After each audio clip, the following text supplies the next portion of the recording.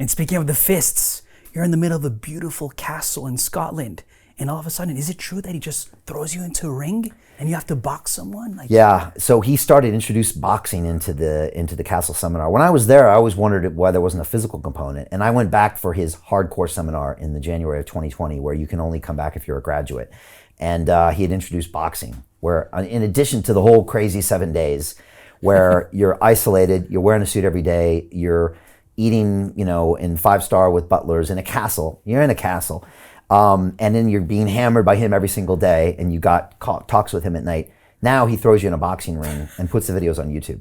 So I went and boxed in January as well. And it was just crazy. So Dan just continues to push buttons, and he continued to push my buttons over the years.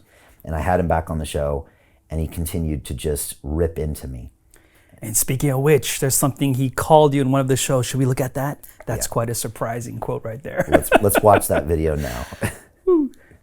And sometimes we exchange emails, and I'm like, why does Dan have to be such a cunt? Why does he have to push it? Why does he have to always want to win? I'm being just the opposite of a cunt. You're a cunt, Brian, not me. Explain. You're weak. And you're showing me and you want these people to like you. And you're telling me I'm weak on that email. Yes. Because you love me, because you care. Yeah, absolutely. Thank you very much. And you can be more than you are. If these little cunts think that you're something now, I see you 1,000 times more. See, they have low standards, these fucking weenies to watch this fucking thing. I don't. I know what you can be. They think you're a big fucking deal. I know you're not. And down deep inside, Brian, you know that I'm closer to being right than they are. You don't agree with me 100%, fine. But you know I'm closer to being right than they are. You're not the all-end-all shit. Who gives a fuck? But won't you? In the cosmos of time, you are not a fart in the wind. No one is. Exactly. Well, won't you always want me to be 1,000 times better? Absolutely. Just like if my daughter, who's a British citizen, I told BBC earlier today, and this rocked them. My daughter was prime minister, because she can be. It wouldn't be enough for me. Oh my gosh. So yeah, that's real. And again, I guess I apologize for the language for anybody. Yeah, that happened. We were in these chairs, and that is the purest expression of Dan Pena, if you ever didn't know. He was going after me, and he was doing what he always does to me when he sees me. It's not good enough, Brian. And you think you're a big deal, you think you've done something, you've done nothing. And that's what he tells me every single time I see him, no matter what I do around here. It's never good enough or big enough. And I said there, you can see, I said, because you love me, because you care. And he said, yeah.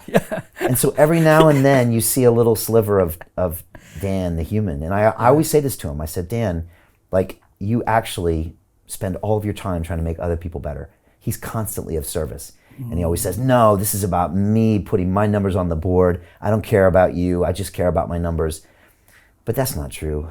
We can all see through that. So in a weird way, Dan loves me more than anybody on this planet, because he goes out of his way to call me a cunt. He doesn't have to do that. Yeah. He doesn't have to do that. Look how angry he was. He doesn't have to do that. If he really was selfish, he would just go make some money, which he could do. But he goes out of his way to drag people across the goal line, as he would say. And he's been doing it for 27 years. And that's what it's like to be on the other end of Dan calling you that. And you can see in there, I'm trying to react to that. I smile because I guess I'm uncomfortable. But it's not nice getting that from Dan. And I get that at dinner too. It's not just the show. I get that at dinner. Off camera as well? Oh yeah. Oh yeah. Wow. And times 3. And he's drinking too. So I get it off both barrels. No. Last time I saw him, I got it both barrels. No. He's screaming in the middle of a restaurant. Nice restaurant. Yelling. So I get that. And again, you can look at it two ways. You can say he's a horrible, egotistic, alpha, all about the bucks. Or you can look at it a different way and say, wow, he must care because he's going out of his way to try to push you to be the best version of yourself. So again, it's been the craziest experience ever.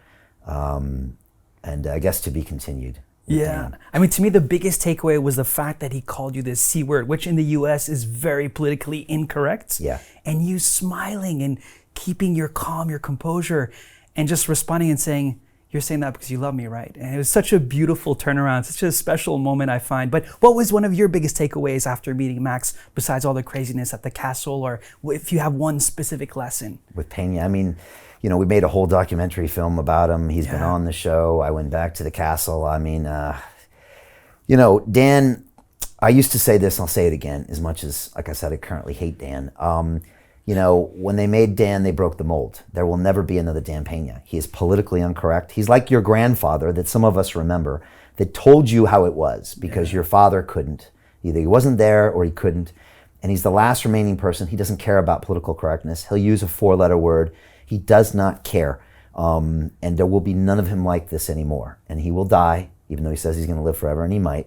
He might outlive me.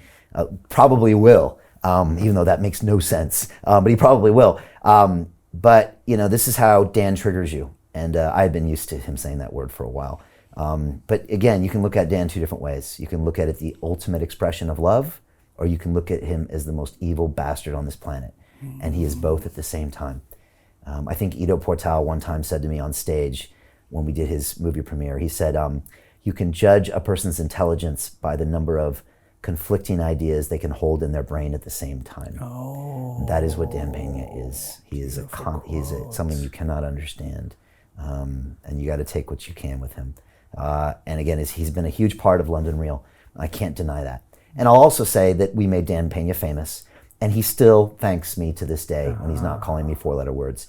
He said, "You made me famous on YouTube, and you changed the game." So we did. We created. That's the thing. We created Dan Pena. Think about that. If London Real is about the journey, if we're about the mass-scale transformation of humanity into a fully empowered, conscious, and cooperative species, which is our tagline, and that's our mission, well, guess what? We created Dan. We really did. So there must be some good there.